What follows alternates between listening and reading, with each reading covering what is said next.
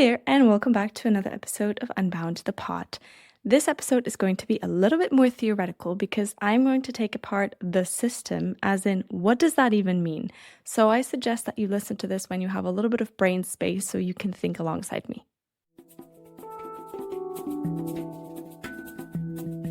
Welcome to another episode of Unbound, the podcast about breaking what breaks us and remembering what binds us. My name is Kiki Lindenau, and before we begin, I invite you to soften your mind and open your heart. To listen, not to reply, but to connect. And to remember that staying human is a radical act.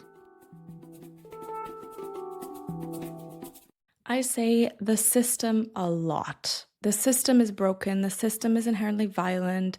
We need to dismantle the system. But then it got me thinking recently, what do we even mean by the system? It's such a big word for such a complex thing. What does it mean? And it really bothered me that I didn't have a clear answer to that. I had like an idea in my mind of what I meant, but I couldn't properly put it into words. So I went and I did some research. Spent like half a day last week sitting and coming up with mind maps and putting all of the dots together. And I want to share what I found. So let's start with a definition, not of the system, but of a system in general. What is a system? Two theorists came up in my research consistently. One, and I'm really sorry if I'm mispronouncing these names, is Ludwig van Bertalanffy. And the other one is Donella Meadows. And there are two theorists of systems theory. That's a whole academic, apparently. And basically what they define a system as is a set of elements that is connected through their interactions with one another in a way that produces a consistent pattern that then reveals the purpose of that specific system. And it's here really important to not look at the parts themselves, but look at the interactions between them in order to understand the system as a whole. And so for the purpose, what I found really interesting is that Meadows claims that the purpose of the system is not what it says it is, but what it consistently reveals, what it consistently produces. So if something keeps happening, not because one actor changes something, but as a pattern across different actors, different parts, different relationships, then that is the purpose of that system. So if this sounds a little bit complex, a really easy analogy I found is that we take the human body as the system, right? We have different parts. We have our hearts, our lungs, our skin, our eyes, all of that. And if we want to understand how the human body works, we can't just look at one part of the human body to understand that. We need to look at the whole and the interactions with one another. So if we want to understand how breathing functions, we need to look at the different parts, the lungs, the nose, the blood cells, everything, to understand how they interact with one another to produce a pattern. Like it's the same every day, right? Our body functions the same way every day. And through that, the purpose is revealed, which in this case is to keep the body alive and healthy. So it's quite simple. Now, when we shift that to the system, as in the system that organizes our human civilization, and I think it's really important to say here that the goal is not to destroy the system and to not live without a system. Like that doesn't work. There has always been systems. There will always be systems. We need systems because we need to organize different relations in different ways, right? But when we look at our system that we currently live in, we're usually collapsing several different subsystems into one big one. And that's why people tend to dismiss it. It sounds so vague. It sounds so big. You can't really make out anything concrete. So what I tried to do is pull apart the layers, and this is my understanding, a very basic understanding of the systems theory. There are many people who have done extensive research on this. There's probably whole master's and PhD studies on this, so don't come at me and trying to understand and explain this to you in a very simplified way. But basically what I found are 5 subsystems. 1, the economic system. This decides who produces, who gets paid, what activity gets rewarded, where does profit accumulate. Then we have the political system, who writes the rules, who enforces them, and what gets protected. Then we have the social system, which is basically how daily life is organized. And so this is who does care work, who does waged labor, how does labor get distributed within families, within communities, within regions, again, different subsystems within the system. Then we have the racial system, which I find really important to include. And I guess you could kind of include this as part of the social system. But because my work focuses on decolonization, I find the racial system as its own system really important to mention. And so basically, the racial system is the global hierarchy of whose life counts for how much, as terrible as that sounds, that is the reality.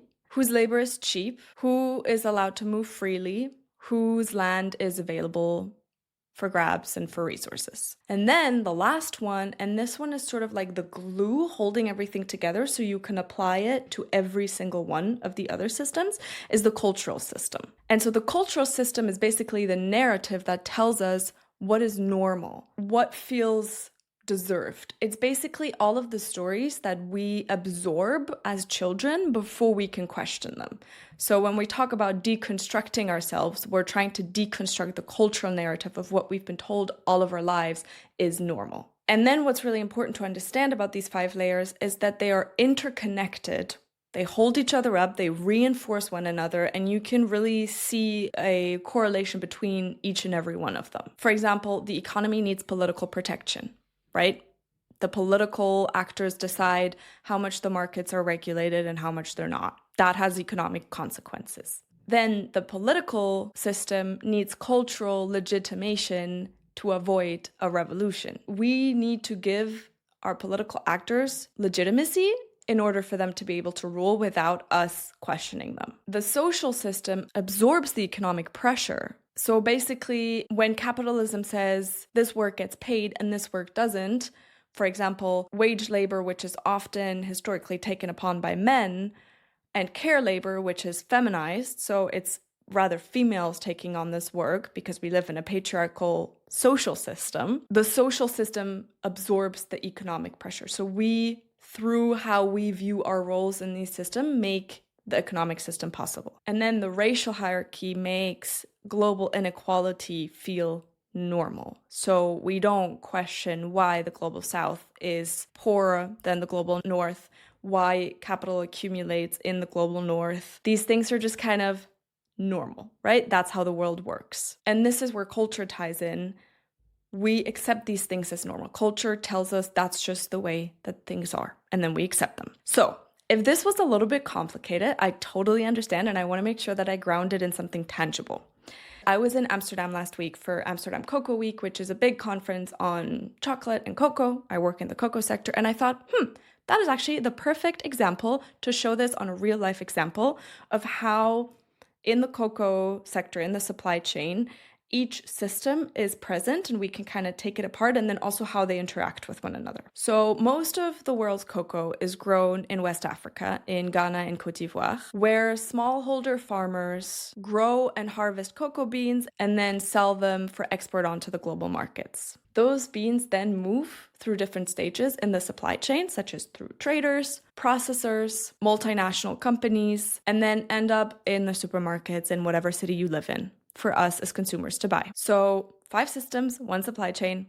Let's give it a go. Number 1, economic system. The cocoa farmers in West Africa receive a so-called farm gate price, which is the payment per kilogram of raw cocoa, and it's low. Prices are set by the international commodity markets, not by the farmers. So they don't get to decide that they sell their cocoa at whatever price they want to so that they can earn enough money. It's set outside by demand and supply in the future.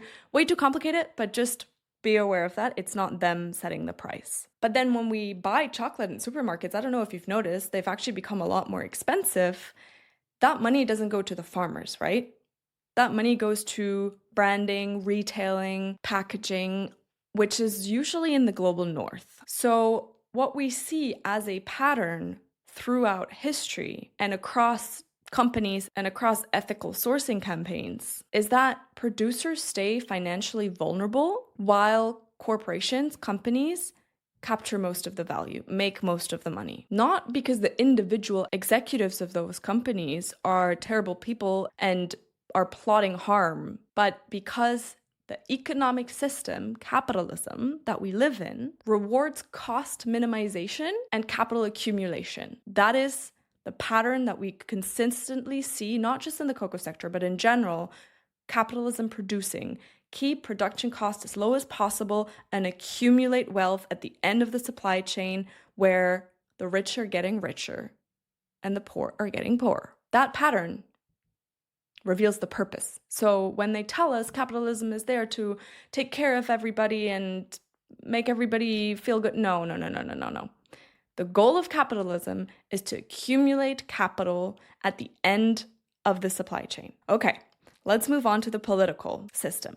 So you may ask, why don't the political actors in producing countries not just change that? The answer to that is that the political system is embedded in the economic one and constrained by it. Let me explain. West African governments depend on the cocoa exports. They're managing international debt, currency risk, pressure from global lenders, trade agreements that were negotiated from unequal positions. So they can't just redesign the global trade system in a way that would benefit them. And governments in importing countries have their own interests. They don't really care about what's going on in that country. They care about their own countries. So they want to make sure that the trade agreements are favorable to them. So that means, in this case, the political system ends up stabilizing the economic one. It ends up reinforcing it. It ends up making it possible. For example, through trade law, through maintaining the international architecture between the global south and the global north, and through creating a structure that continues to make these patterns possible. So that means if leaders change, the structure remains and the inequality remains. Remember, the purpose is revealed through the consistent patterns that are produced by the system. And in the political system, for cocoa as a representative of the political system in general, is to manage dependency without disrupting the global trade hierarchy. In this case, it's not farmer welfare. It's not making sure that people in the supply chain are being taken care of. No, absolutely not. Now, let's look at the social system. When farmers are not making enough money to pay people to work on their farms, their families have to help out with unpaid labor. So that means, for example, wives take up unpaid labor alongside the care work that they're already doing. Children have to help during harvest, and this is where the conversation about forced child labor comes in, because some of the tasks are definitely not fit for children. And so basically the household becomes the institution that absorbs the economic pressure. We said this before in the relationship between the economic and the social system. The social system makes the economic system possible by absorbing the pressure. That's because these people need to survive. We all need to survive. Like, this is not exclusive to the cocoa sector in West Africa. This is a thing across the entire world. Basically, the market underpays and the social structure compensates. And so what do we get out of that purpose is to normalize pleasure without accountability for the harm that is being caused for the people in the supply chain. And at the same time, on the producer side, to maintain a system that requires producers to organize their lives in a way that sustains production at low prices. Now, racially, you have to go back to history and ask, why is the cocoa industry organized this way? Why is the capacity to negotiate pricing and trade agreements sitting where it is in the global north? Well, the answer lies in how the global economy was built. During colonial rule, land in West Africa was reorganized around export crops. So the infrastructure, the ports, the railways, the streets were built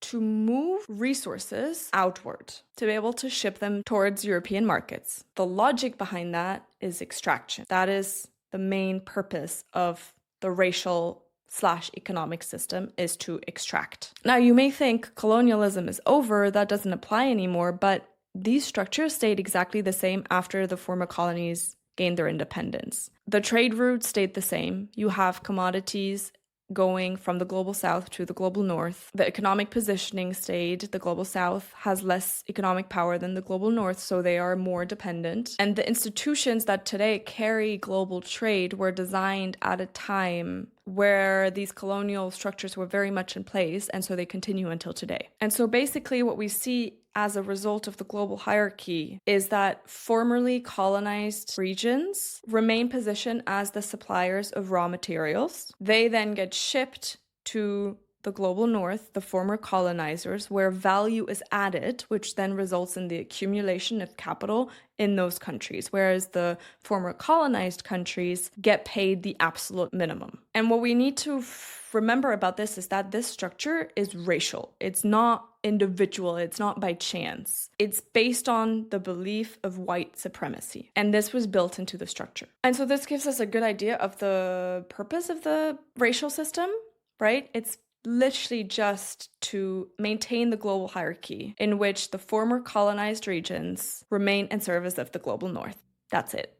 There's nothing nice I can say about this, unfortunately. Now, culturally, the main question is, how is this presented to all of us? Because if it was presented in the way of reality, we would be doing something against it, right? We wouldn't just be enjoying our chocolate if we were aware of what's happening to farmers in West Africa. So why are we not doing anything? Why are we just ignoring this? Because think about how chocolate is presented to us. It's joy, it's comfort, it's a present. It's the thing that you give to someone that you care about, that you eat when you need a little food hug. You don't think about the people who produced it. You don't think about how much money they make, whether their children are in school or working on the farms. So this entire colonial infrastructure is not part of the brand story of chocolate, which is why we don't think about it. This is designed structurally in a way. It's not by chance. And then sometimes we have reports about this inequality, right? We have documentaries, reports, something in the news, and people get upset about it. What happens then? It becomes a consumer question. We don't question the system behind it that makes this possible, but we shift the responsibility to the consumer and say, oh, if you buy fair trade chocolate, you can make a difference. If you consume ethical chocolate, you're going to be part of the solution. But we never ask the structural question. Why is the trade system organized the way that it is? What would it actually take to change that relationship? Rather, the question gets converted into a question of individual moral choice. And that way we move on.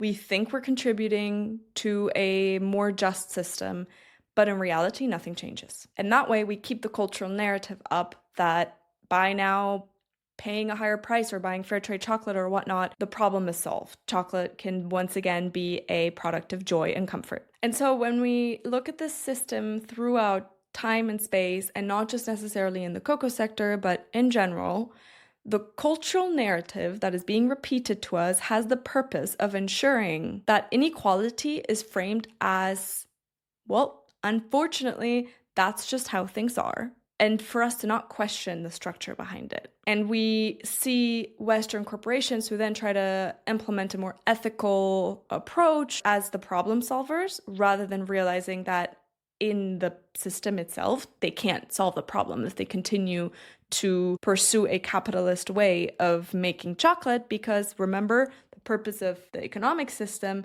is resource extraction and wealth accumulation. So let's try to hold all of these 5 systems at once. The economic system sets low prices. The political system builds the trade infrastructure that maintains them. The social system absorbs the economic pressure through unpaid household labor. The racial system makes the results in global hierarchy feel natural. And the cultural system gives us chocolate as love so that we experience it as warmth and a personal matter rather than a structural and political. I hope that this makes sense to you, because now when we talk about the system, what I want us to realize is that there's not one system. None of these systems is the main one. They all work with one another, reinforce one another, and stabilize each other, and basically create a whole web of interlocking systems that we then call the system, which is why it's so complicated to break it down, but which is also why when we change something in one of the systems, because they're all interrelated with one another,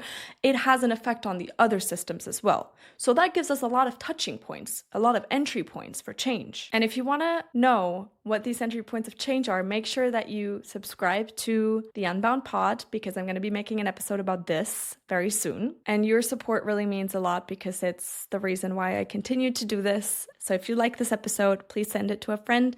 Please like and subscribe, leave a comment. If you have any questions, please feel free to reach out to me via email or via DM on the social media. And if you have any comments, please let me know. I am here to learn just as much as you are. So Where does that leave us? It is important for us to remember that we do not bear the personal responsibility to change every habit in order to change the system. It's bigger than that. We need to demand from companies and from governments to change, but also recognize that they don't really have an incentive to change in the current system, because the way that it's set up to protect the people at the top who accumulate the wealth and who make the rules and laws and who enforce them. So from now on, the next time you say the system, and I'm still going to say it, but let's question which one? The economic incentives, the political constraints, the way the social roles make it possible, the global hierarchy, or the story of what we're being told is normal? Because we can't change what we see, but we can try to see it.